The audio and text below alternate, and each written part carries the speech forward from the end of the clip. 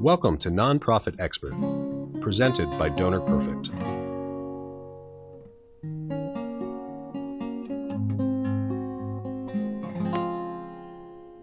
Hello, and welcome to Nonprofit Expert, presented by Donor Perfect. My name is Julia Gockenbach, and I'm here with our guest, Ken Miller. Ken, welcome. Thank you. Welcome to everyone who's listening. Great, thank you. We're very excited to have you here today. A little bit of information about Ken. Ken Miller, CFRE, is a nationally recognized fundraising consultant, trainer, and speaker, and president of the Denali FSP Fundraising and Grant Consultants. With decades of experience and a deep commitment to equality and resilience, Ken has empowered nonprofits across sectors through dynamic workshops on donor engagement, digital strategy, and leadership.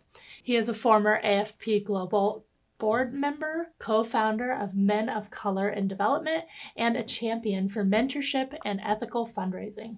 On today's episode, we're going to talk all about making the ask. Ken, we know that with the ask specifically and in fundraising in general, we require a lot of resilience, and you have no shortage of resilience in you and in your story. You have an amazing journey, and so I just want to share with our listeners a little bit about how you found yourself in fundraising and the resilience that you've developed over the years. So how I found myself in fundraising is an interesting story. A real quick version of my story is that I was put up for adoption at birth. 1962, I did foster homes for 7 years. I was adopted and in New York State, moved up to Alaska, and that's where I grew up. And while in Alaska, I was what you would call precocious. I was a National Merit Scholar and I was accepted to Harvard. I ended up going to Dartmouth College for my degree. I get out of college with a degree in fraternity with a minor in drinking. And within 2 years, I was homeless on the streets, literally homeless for 20 years, in and out of the penitentiary and also homeless shelters, soup kitchens, things of that nature. In 2004, I picked up what I hope to be my last felony. And I ended up doing 3 years in the penitentiary, came out with no skills, no skill sets, and worked in a warehouse. And then 2 to 3 years later, again, I'm still clean and sober. In fact, I just celebrated 20 years of being clean and sober in September of last year. Thank you. Congratulations. Thank you. And I was notified that there was a position as a development director. Didn't know what it did, but I needed a job. So I went down to a soup kitchen in Anchorage, Alaska called Beans Cafe and became their development director and fell in love with it. I've told people this, I will tell them till my dying days, that I've been in sales my whole life, legal and illegal, but I've been in sales. So I was very, very comfortable in fundraising. And sometimes we don't want to use the word sales, but it is a transaction between two entities for a desired result. And there is some remuneration to the organization or the nonprofit. And so I was very, very comfortable in making the ask. And I think that helped out tremendously, but there's a lot of other things that became very comfortable within the fundraising field itself. So that's how I ended up becoming a development. It was a job open. I went down there and told them that I was here to apply for the job. And they showed me some numbers and I said, I can do this. They went out on a limb with my background, gave me an opportunity, and I did very, very well. That's amazing. I love that about fundraising. It's like, it just kind of is ingrained in you. I feel like if you are at a fundraiser, it just blossoms you hear what an organization is trying to do and you say, yeah, I can do that. I align with that. Like, it's in you. That's great. I'm so glad that you found yourself here, and grateful for your story and your resilience. And it's encouraging to fundraisers all over that you found yourself in that role and you've grown so much from that. And I know we're going to talk a lot about strategy today, but before we get into some of that, I want to hear about some of your experience. Can you tell about a time where maybe an ask surprised you, good or bad? I have a few stories. If you're Great. in this field We long love enough, some you will stories. always have stories, because one of the reasons why you always will have stories, especially if you look at them as stories, is because you're dealing with individuals, you're dealing with people. And people are so unique in their background and their experience or their environment that they live in or, interact in. So yes, I have some stories. I'll just tell one real quick. Maybe we'll talk about a couple more later on. I was a consultant, so I was a frontline fundraiser, did major gifts, did annual campaigns, did digital, online, social media, all that, events, all that, for a soup kitchen called Beans Cafe for 4 years. And then I went out on my own on April Fool's Day, 2014. I started Denali FSP. So I am a consultant to nonprofits. I get a call from Juneau, Alaska, which is like a 2-hour flight from Anchorage.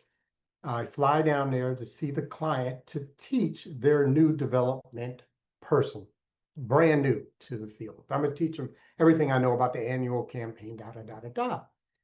I come in, it's like 7:30 in the morning, and I see the executive director, and the executive director says, guess what?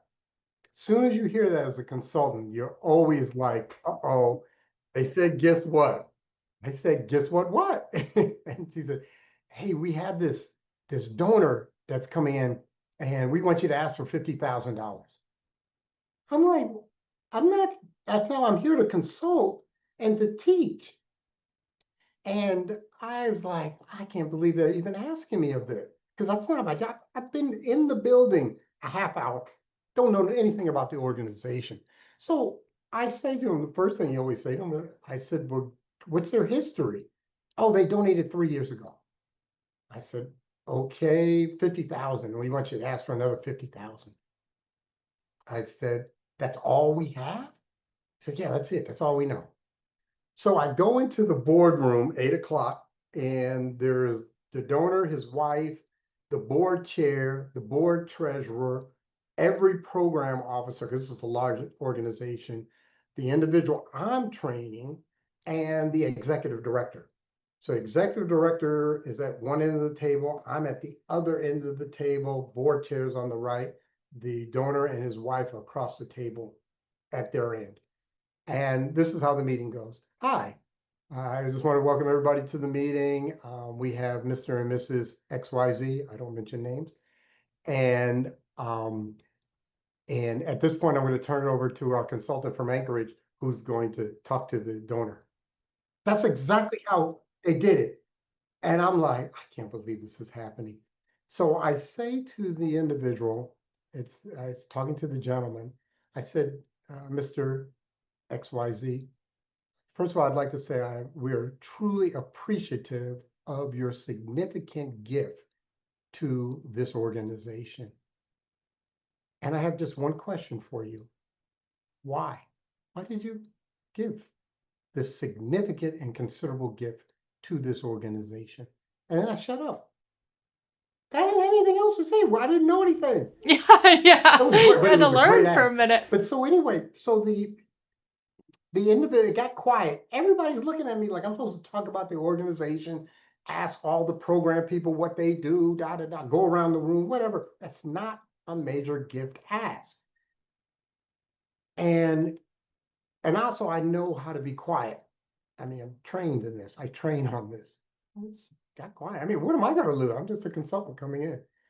And so finally he said, the reason that we flew up from California is because we gave a gift of $50,000 3 years ago. We haven't heard a single thing from you since. We didn't even know if you we saw the check it in cash, but we hadn't heard anything. No thank you, no acknowledgement, whatever. And we're listening. Everybody's like got their head down. And I said, Mr. and Mrs. Donor, the reason I'm here is because we've had some transition within the development sector, the development team here. And I want to apologize on behalf of the organization for not, sending you a thank you or a use of funds letter. But again, I want to thank you for your donation. But why did you donate? Got quiet again. They sat there. People were looking at me like, aren't you supposed to say more? And he said, well, the reason is you have a hospice program. And my brother was in the hospice program that you have. And it was it was a very, very good program for him before he passed. And so in recognition and thankfulness of what you provided in your hospice program, we provided $50,000. I said, again, thank you. You know, that program is growing. That program has done a lot for our community, and obviously it is done for you. And I'd like to know, would you be comfortable with making a donation this year for 75,000? Remember, I was only supposed to ask for 50. I upped it to 75. And it got quiet again. Everybody's like, again, I didn't talk about anything else. I just said, thank you. It got quiet. And it was quiet for a good 20, 30 seconds. And across the table, his wife, this is an older couple, they're Basque, from the Basque region of France and Spain. And I'll never forget, she said, just do it. And he said, okay. He said, I'll do it. And I'm also get my other brother to do another 75 to match mine. So we ended up with $150,000. The whole meeting couldn't have been more than 5 minutes, 8 minutes total. So that is one that was a big surprise. Yeah. But sometimes it's even better not to have too much information, because you talk yourself out of the donation, or you don't give any space for the individual to think, both emotionally and rationally. Once I got their why, which is the emotion, I can teach this, and we'll talk about this a little bit. Once I got to their why, they are ready, because it made those individuals feel good to make that donation in memory of their brother who they lost, but we had helped out tremendously in those last few months. So that's my story. I'm sticking to it. That is so exciting. I feel like being in that room, I would have been sweating and crying and celebrating. That is a unique experience for sure, and a surprising one. That you're right. I love the idea of asking the why, and skip to the end of the podcast. Maybe that is the most important question.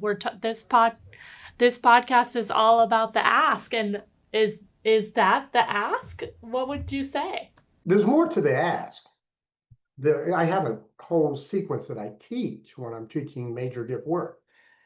There's companies that teach it over months. I keep it simple, but the why to me is the most important question that you can ask. People give, please understand this, and I'm talking to the audience. People give emotionally. The number one reason that people give is because it makes them feel good to write the check or to make their online donation. It makes them feel good.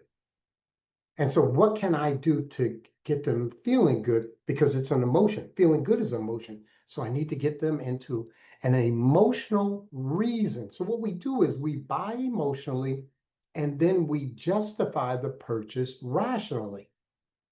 That's what we do. When we buy a car, when we buy, anything that's tangible, we always on the back end rationalize or justify intellectually. But the ask and the emotion that comes from what I call the actualization of the gift is emotional. I have never thought about it that way. I've never thought about you buy emotionally and then you rationalize after the fact. So why do you go for a test drive? To see if I like the car. Because it engages the senses. They have a spray, they call it new car spray smell. And they will put that in the car. Believe me when I tell you this, I learned this in sales in 1984 when I was working for Kodak. I learned this. Okay. So how do we get people to the emotional part? And it's not that we're playing tricks on them. I teach a whole class on behavioral economics. Okay. And how you can use heuristics and behavioral economics to modify or nudge people in a certain direction. Okay, there's a thing called anchoring, there's a thing called primacy, there's a thing called recency. I can teach all that. But the key one for this conversation for major gift work is allowing people to have that emotional feeling again. And this is a key. I don't know when we're going to get to the part because I could go through this. No, do it. Let's do it. Yeah. All right. So a major gift ask. I'm talking about the ask part. So first is the prep to get to the ask. Okay. And the prep is the first thing I want to do if I come into a new company and I have a list of major donors, or if I have what we call a portfolio of individuals that I am supposed to be the major gift officer for. First thing I'm going to do is look at my list. And usually I'm going to look at the largest gift and work my way down because I want to get the most bang for it because I have to start priming it. And the first thing I'm going to do is establish either a meeting and or online or in person just to thank them. That's the only thing I want to do is thank them. And then also I want to give them an understanding of what we call use of funds, what your gift accomplished. Now, these are people who are past donors, past major gift donors, okay, to our organization. That's number one. Then I'll do that 1 or 2 meetings. There's a timeline depending on the complexity of maybe the past gift and or how long ago it's been since the last gift. But then what I'm going to do is set up the meeting for the ask. And literally by the time you get to that meeting, they already know you're going to make an ask. Literally, they know that. You thanked them, because this is another key. Every single meeting, I talk about the future. This is so important. And I don't care if it's an annual campaign, every letter, every email that's going out, annual campaign, let alone major gift work, I'm talking about the future. Why do you talk about the future, Ken? Because people cannot donate to the past. They can't. They can't even donate to the present. It just went by. All they can do is support the future. So I'm painting a picture of, man, if I gave them $10,000 or 100 or 10 million, they could do this because they told me this year, they have a couple super projects that they're working on or programs. So I always talk about the future. Okay. In the meeting, it goes like this. You go to the meeting, you do your introductions. First thing I'm always going to do is thank you. I teach this all the time. I start with a thank, I end with a thank or thank you. Okay. So I want to thank you. I use the word considerable or significant. I would love to thank you for your significant support, Mr. and Mrs. Johnson. And then we get into, I just want to touch back. I remember you were saying something to the effect that the reason why you support us at this level was because we had sent your 2 children to the college, okay, to the university, and they had a wonderful experience. They're doing great. In fact, how are they doing? Good. Now I'm getting back into the emotion of why they gave the last gift or gifts. Okay. Now they're back. Oh yeah, you guys give them a good education. Now they're doing great. The daughter has kids, and and she's doing great in her career. Son's doing great. Then once they've gotten back now into the emotional, I go directly into the future. Well, this year, we're hoping to do 2 more endowments. One in the School of Biology and one in the School of Athletics. Just throwing out stuff. And I go always paint a picture of the future. And then once I've asked any question, because now we're somewhat into the intellectual. Because remember, they got to rationalize why they feel good to give this donation. Oh, if I give 10 million, I can help build that endowment for that new professorship or that new department. Okay. And then, then after they've maybe asked any questions, any concerns, or any other thoughts, or any more information they need, then I make the ask. And the ask is very simple. Would you be open to supporting us at a level of $10 million this year? Then we shut up. And usually I'm looking at, if there's a couple, I'm looking at the wife. Because 80, 90% of the time she's making the decision. She's making the decision. Okay. And he will do what I do with my wife. Is that what you want? Okay. Okay, I'll get the credit card. Okay. And then remember, there's only 3 answers. Yes, no, not now. 2 of them are good. Not now is a pledge to me. Because my thing then is to say, well, when is a comfortable time? Would it be better toward the end of the year? Are there any tax ramifications? Do you have any concerns on channels or vehicles to make the gift? ... And then I always end with thank you. And it can be a little more technical things about how we're going to actualize the gift. If it's stocks, or, it's whatever, it gets deferred, not deferred. That's incredibly practical. I feel like you just walked me through an ask meeting. That copy and paste, copy and paste, copy and paste. I could do that over and over. When I teach it, I say the 2 most are why and future. You can even forget a thank you. You can go directly into, oh, I was looking at my records and the reason why, or the reason you've supported us in the past was XYZ. Okay. And you forgot to thank you. Okay. But it's real difficult. See, I think some individuals make problems, or they think is they got to go right into the intellectual. Okay, hey, the reason I brought us together is we have this wing that we're trying to build, or we have this endowment, or we have this program, or we have this professorship that we're trying to fund. And can you give us 10 million? Get them back into the why. And then thank them. Please, at least thank them. And if they say no, I always thank you for your time. Thank you for taking and your past support of this wonderful organization that I'm here representing. Okay?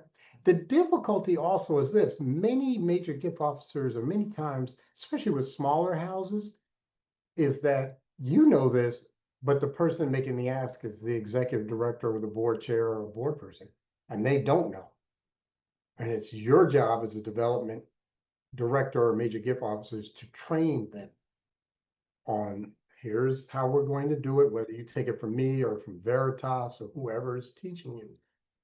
Know the system. And once you've done it a few times, it's easy. I haven't made a major gift ask in a while because I'm a consultant, but I've taught a lot of people, and I have made a lot and have brought in some money. What you're saying about the why is so interesting. And you talked about starting with a thank you, but even if it's a first time relationship with a new giver, if you do skip the thank you because they haven't given yet, starting with the why are you here today? Were you interested in sitting down with us? Why is this organization on your radar? You can still ask that why question even if they haven't given a gift yet. But please understand that the thank you is emotional. You start with emotion.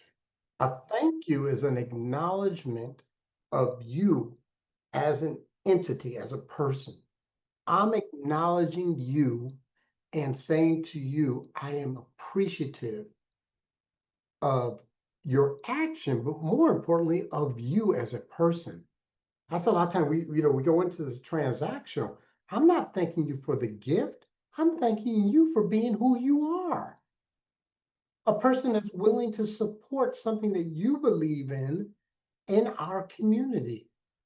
That's what I'm really thanking. That's a great distinction, because there is, you're showing the difference between a transactional thank you and an emotional thank you. And I've never thought about it like that. That's really powerful. Yeah. Let me say the most important thing that I may say today, and it's this. I provide individuals, couples, and families the opportunity to feel good. That's what I do when I make the ask. I provide an opportunity to feel good about something that I believe in. I learned that probably about a week or 2 weeks. I don't know how I learned it.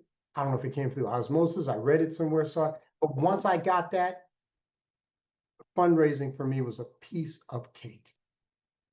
I had no problem with doing annual appeals. I had no problem doing major gift work. And I got, if you could say I got fortunate, because my first three asks, two of them gave me more than I asked for. And then the other one gave me what I asked for.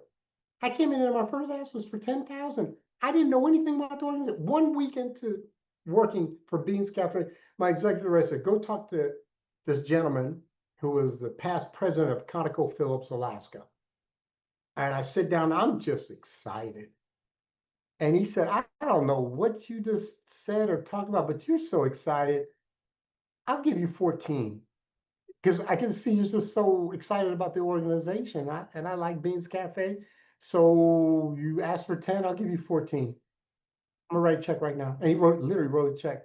I thought it was gonna be that easy. Thought I'd just walk up and down the street and just stop people and say, hey, support Beans Cafe and feeding hungry adults and children in Anchorage. It's not like that. I love it. Yeah, that's great. And that goes back to the emotional part of things. He saw that emotion in you and it was contagious.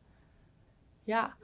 I mentioned as a fundraiser, the ask was always kind of intimidating to me, but the way you're breaking it down, you've broken down some walls by giving them an opportunity to say why, and the idea of I'm giving you an opportunity to be part of something. So the rejection isn't as scary because they're not rejecting you.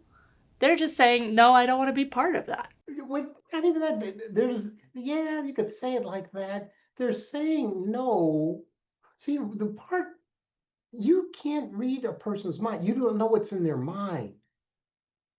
They could be going through a family issue. They could be going through a marriage issue. They could be going through a financial issue. You don't know that, okay? Or they're mad because they never got a thank you, okay? And you don't know that. Or they're upset because there's a new major gift officer and they worked with the same person for 6 years in the past. And they're really trying to see if they can trust you, if you're going to bring the same to the table that my former major gift offer, MGO, did. Okay, that's major gift officer. So we don't know that, but I gave you the opportunity to feel good. And if you don't want to embrace that at this point, I so respect that because I'm going to thank you for your past support. What a great, you know what? Somebody asked me, I've been working in the fundraising. This is 15 years ago. I was working in the fundraising field about a month, and somebody said, "What do you do for a living?" I said, "I thank people for a living. That's what I do. I get paid well to thank people for a living." I love that. That's what I do. That is a dream job. I mean, anybody listening to this podcast who's thinking about how to define their job and able to take on, I get to thank people for a living. That's amazing. So that is obviously one side of this. And I think that is the pretty side, that I get to thank people for a living. What would you say to a fundraiser who maybe is afraid of being too pushy, or I don't know, maybe people aren't going to want to meet with me because they know I'm going to ask them and I don't want that reputation? What would you say to someone who has that fear? So first of all, I would talk to them about what is fear. I'd break it down. What is fear? And I speak on this, so I'm very, very cognizant of what fear is. Fear is a future anticipation of pain. That's all it is. The future anticipation or expectation of pain. And then you have to identify what is the pain of that individual saying no. Because what we do is we go into these meetings with two fears: fear of the no and fear of competency or lack of competency. Okay, we're not good enough to be doing this job. I know many major gift officers that make over $250,000 a year. Okay, it's well paying, because to be good at it, to be effective at it, you have to learn how to do it well and to understand it's not about you. The difficulty is that we internalize it. And literally, if someone says no, it's shame-based, okay, versus guilt. Guilt says I did.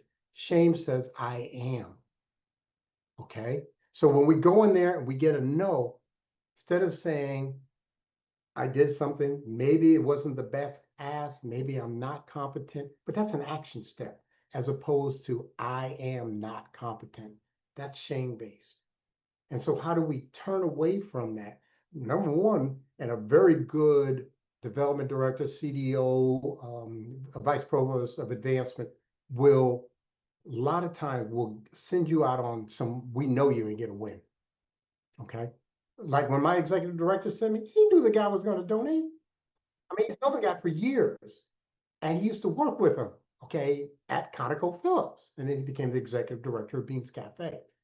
And so he sort of knew, and so I got this win from the beginning. If I'd gotten, let's say, 3 no's, it would have been probably difficult because I would have questioned my competency, okay? I am not good as a fundraiser. So get some wins underneath you, but go in there. It's not about you. It literally is about this transaction. So that's what that's what I would, I would recommend. But look at the fear, look at the pain, try to understand it in relationship to you. They're not saying no to you. They're saying no to this engagement, this transaction. And 99% of the time, it's not about you. It isn't. And it's hard because, like you said, with your $14,000 gift, it is so personal. You were so excited about the mission. And so I think fundraisers get so connected to the mission that we also get so connected to the giving.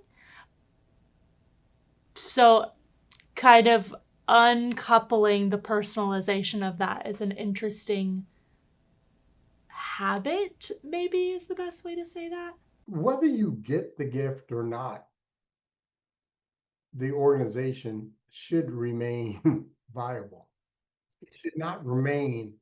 Now, I've seen organizations go under, literally go under because they lost a grant. I've seen programs, it's happening right now as we speak. But that's different. That is, that's restricted funding toward a program project or the organization where they put too many of their eggs into one basket in the grant world. But an organization in any way, shape, or form should not be reliant on one donation or one donor. Because again, donors move on to other organizations, donors pass away, donors have family, marital, financial problems. And if you're relying on one individual or 2 individuals to keep the lights on, you have a major problem. Major problem. Your funnel is too small.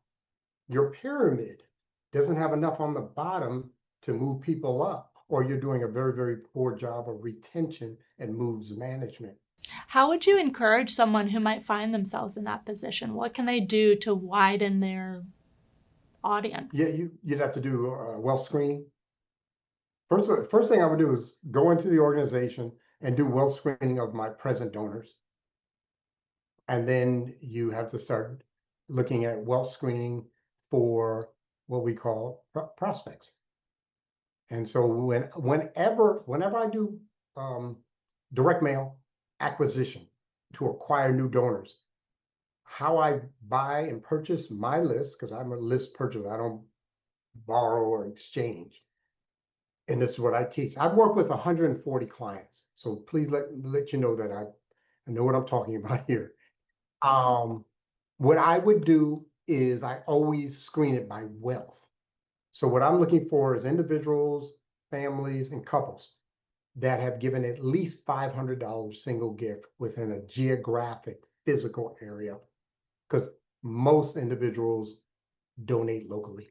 Yeah, that's helpful advice for sure. Okay, I have one last question for you before we wrap up. If you were to speak to Ken, who started up Beans Cafe, before you locked in that $14,000 gift, if you could give that Ken one point of advice, what would it be? You mean when I started, one piece of advice? Now that you've been through many years of major gift fundraising, what's a good piece of advice for someone just starting out? Or Just about major gifts? Just about major let's gifts? do one major gifts and one general fundraising. The one piece of advice that I would give myself today, because I didn't do this originally, is I would have started with my largest donor and worked my way down. I didn't. I just literally started with, I had 800 donors that had given at least $500 single gift. And that's what I would have done. I would have sorted them by the size of the gift and then worked my way down. Right? That would be the first one. That's helpful and practical as well. Is there another one that you'd like to share? Oh yeah, definitely this. I would have became a consultant sooner. Why, Ken? Because I did 4 years as a frontline. Because I help more people. I help more people. And I love helping. I love my clients. I love the individuals I teach.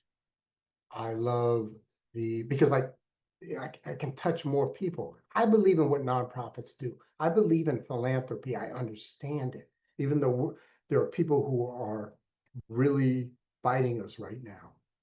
Okay? But I believe in it and I understand it. I was a recipient of nonprofits for years. I was in soup kitchens. I was in shelters. Those are all nonprofits. And without those, I probably wouldn't be here today.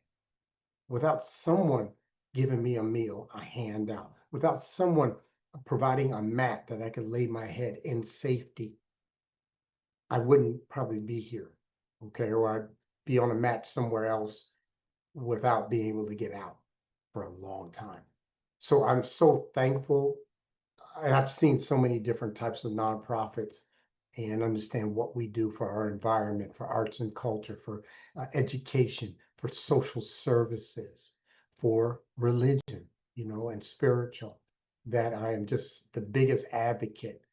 But for me to help, I need to teach more. And that's why I come on podcasts like this. And I'm so thankful to you, Julie. I really am, that I can share. And if I leave anything, it's not the technical, it's that I believe in what we do as honorable, as fundraisers, and I believe in your competency as a fundraiser, those who are listening, truly. And if you have any questions about anything I've spoken about, for free, just email me, and you have my email. Call me. I only have one phone number. I've had for 15. I'm not afraid of anything or anybody, literally. Well, my wife, I'm not afraid of anything, but I'm just not. So I just have one phone number. I pick up my phone, I answer it. And I do my email. So that's what I'd like to say. I went a little longer than I thought, but I just get so excited. I love that, Ken. And it's so clear your passion and how helpful you are to fundraisers. Thank you for being so accessible. It's really amazing that you've offered this to our listeners. And I'm hopeful that they will leave this podcast and just know how to get started and feel encouraged. You're such an encouragement and your joy is very clear. So thank you so much for sharing, and thank you for being here. I've really enjoyed speaking with you and look forward to speaking again soon. Thank you. Thank you for listening to Nonprofit Expert, presented by Donor Perfect. For more information and a special offer, visit donorperfect.com/podcast.